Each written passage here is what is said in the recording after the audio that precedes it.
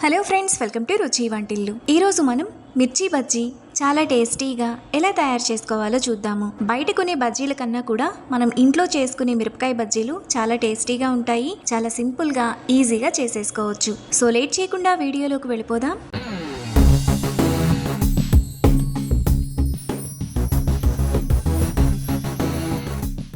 ముందుగా మిర్చి బజ్జీ చేసుకోవడానికి 1/2 కిలో బజ్జీ మిర్చిని తీసుకొని 3-4 సార్లు బాగా కడగాలి.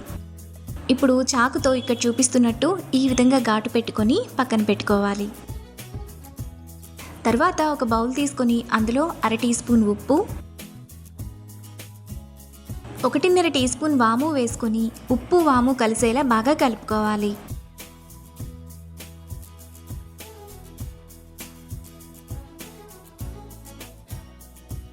ఇలా కలుపుకున్న తర్వాత అందులో 2 టీ స్పూన్ల శనగపిండి వేసుకొని బాగా కలుపుకోవాలి. ఇలా కలుపుకున్న తర్వాత ముందుగా పక్కన పెట్టుకున్న పచ్చిమిరపకాయల్లో వాము శనగపిండిని ఈ విధంగా స్టఫ్ చేసుకోవాలి.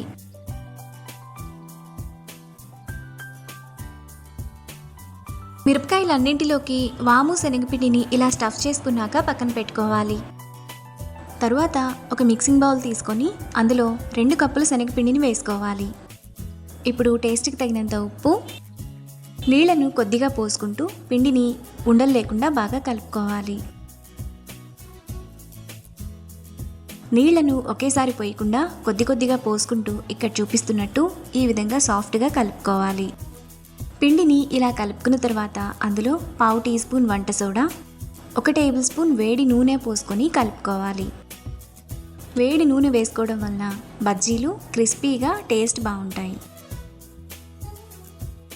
పిండిని ఇలా కలుపుకున్న తర్వాత పక్కన పెట్టుకోవాలి.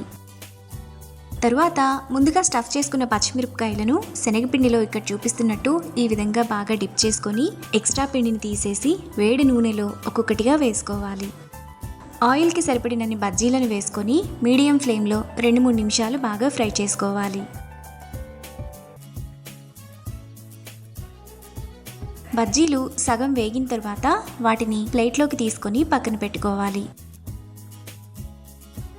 ఇప్పుడు అదే ఆయిల్లో మిగతా మిర్చిని కూడా బజ్జీలు వేసుకొని 2-3 నిమిషాల పాటు బాగా ఫ్రై చేసుకోవాలి. బజ్జీలు సగం వేగిన తర్వాత ముందుగా ఫ్రై చేసుకున్న బజ్జీలను ఆయిల్లో వేసుకొని మరో 3-4 నిమిషాల పాటు మీడియం ఫ్లేమ్లో బాగా ఫ్రై చేసుకోవాలి. మనం బజ్జీలను ఇలా రెండోసారి ఫ్రై చేసుకోవడం వలన లోపల పిండి పిండిగా లేకుండా ఉడుకుతుంది, పైన క్రిస్పీగా టేస్ట్ కూడా చాలా బాగుంటాయి.